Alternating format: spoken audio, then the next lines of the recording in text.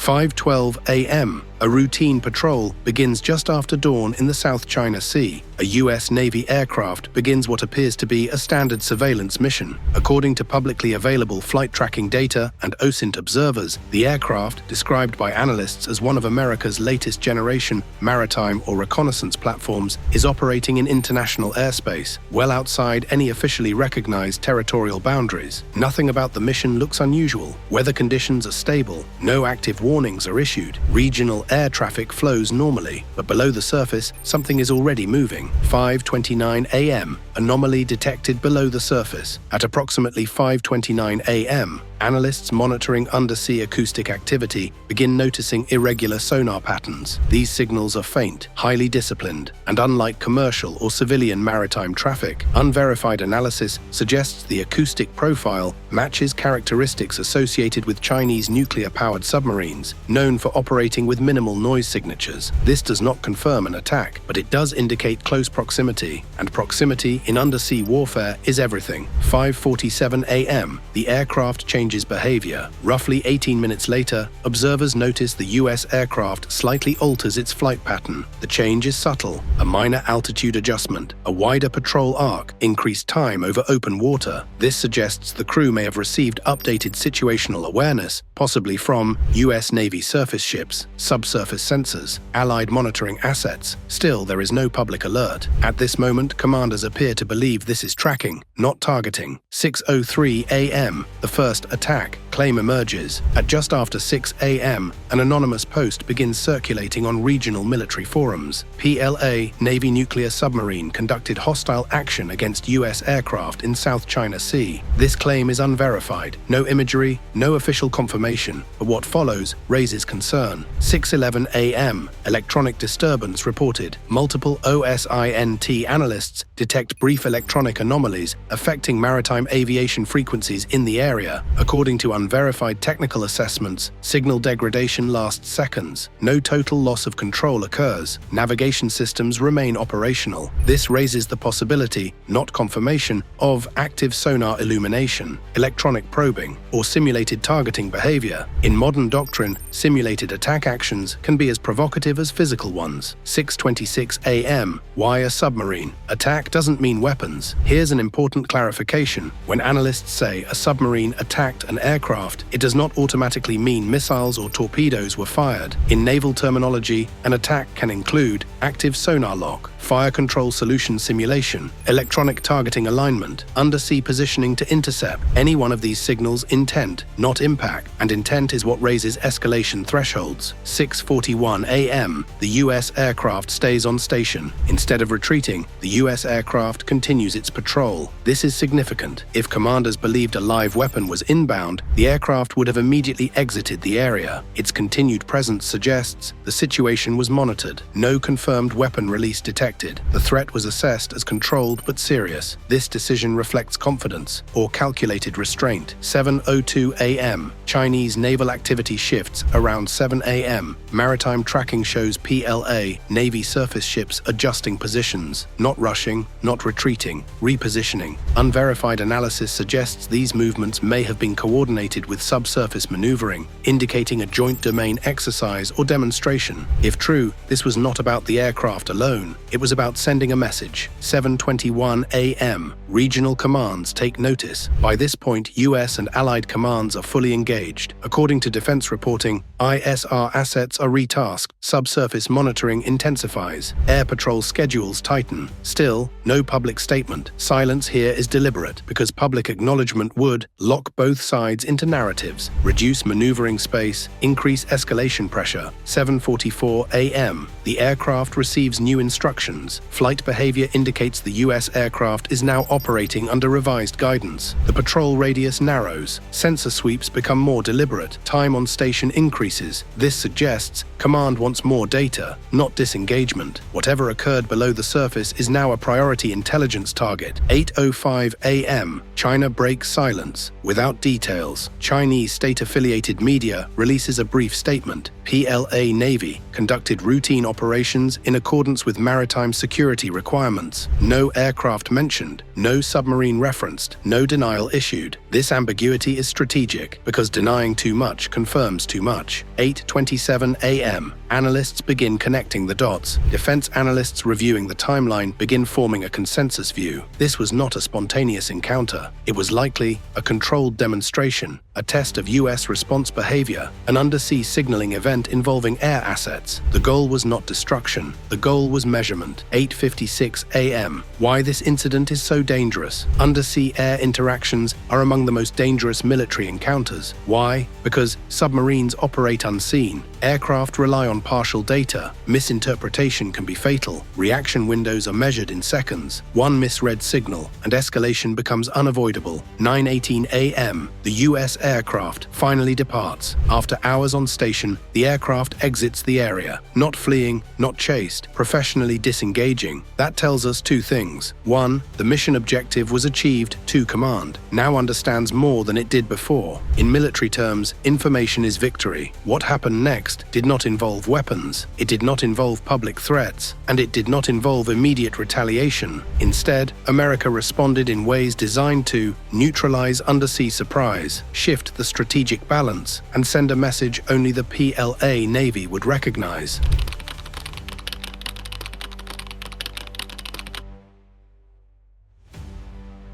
9:34 a.m. The real response begins by mid-morning. After the U.S. aircraft safely departs the patrol zone, something subtle but profound begins to happen. There are no press conferences, no emergency alerts, no official accusations. Instead, the response unfolds quietly, across domains most people never see. This is where modern warfare lives. 9:51 a.m. Undersea dominance shifts. According to unverified but consistent undersea analysis, U.S. Navy submarines operating in and around the South China Sea begin altering patrol geometry. Not dramatically, not aggressively, but precisely. Analysts note changes in patrol depth layers, expanded undersea coverage arcs, increased sensor overlap. This suggests the US is no longer reacting. It is shaping the battle space. For a nuclear submarine, losing unpredictability is catastrophic. 10:17 a.m. Chinese submarine goes quiet. At approximately 10:17 a.m., acoustic monitoring stations, including civilian research platforms, detect a sudden reduction in undersea activity consistent with a submarine entering maximum stealth mode. This does not confirm evasion, it does not confirm tracking, but analysts agree on one thing: silence means pressure, because a submarine confident in its position does not go completely dark unless it believes it has been detected, or could be. 10:44 a.m. Space tells a story. Shortly after, independent satellite observers notice US reconnaissance satellites altering dwell patterns over key maritime corridors. This includes longer observation windows, higher revisit frequency, focus on known PLA Navy operating areas. Space assets are expensive. They are not retasked lightly. This indicates high-level concern and high confidence in the value of what might be observed. 11:08 a.m. China's surface fleet adjusts by late morning. PLA Navy surface vessels in the region begin shifting formations, not dispersing, not advancing, but loosening formation density, a move that reduces vulnerability to undersea threats, but also limits coordination. Unverified analysts interpret this as defensive posture adjustment. In plain terms, China is now reacting to America. 11:36 a.m. Cyber and electronic warfare. Signals around this time, cybersecurity firms monitoring regional military-linked traffic report, brief spikes in encrypted communications, rapid rerouting of data channels, short-lived command latency events. No attribution is made, none is needed, because in modern doctrine, cyber pressure is applied to observe reactions, not cause damage. The goal is mapping, not disruption. 12:04 p.m. The attack claim collapses. As analysts reconstruct the timeline, a critical realization emerges. There was no confirmed weapon release, no missile launch, no torpedo firing. So why use the word attack? Because in undersea warfare, targeting without firing is still aggression. Active sonar illumination, fire control solution alignment, electronic cueing. These are the steps before destruction, and that is why this incident matters. 12:41 p.m. US command makes a decision. At approximately 12:41 p.m., according to defense reporting, US Indo-Pacific Command finalizes a posture shift. This includes expanded anti-submarine patrol coverage, increased coordination with regional allies, enhanced rules of engagement clarity. Importantly, this does not escalate toward conflict, it stabilizes it, because deterrence works best when rules are unmistakable. 1:18 p.m., China dials down activity. By early afternoon, undersea activity indicators decline further, surface vessels return to more predictable routes, aviation patrols normalize, maritime exclusion chatter fades. This suggests the demonstration phase is over, and that is revealing, because demonstrations end when their message is received or rejected. 1:52 p.m. What message was sent? Let's be precise. China's message was likely, "We can reach you from below, unseen." America's response was, "And we can find you when it matters." In deterrence logic, the second message is stronger. 2:27 p.m. Why this incident will shape future encounters. Military analysts point to three lasting consequences. 1. Undersea air interactions are now hotter. Future encounters between submarines and surveillance aircraft will carry less margin for error. 2. Silence has become a weapon. America's refusal to publicize the incident denied China narrative control. 3. The South China Sea just got smaller because undersea freedom of movement may now be more constrained than before. 3:05 p.m.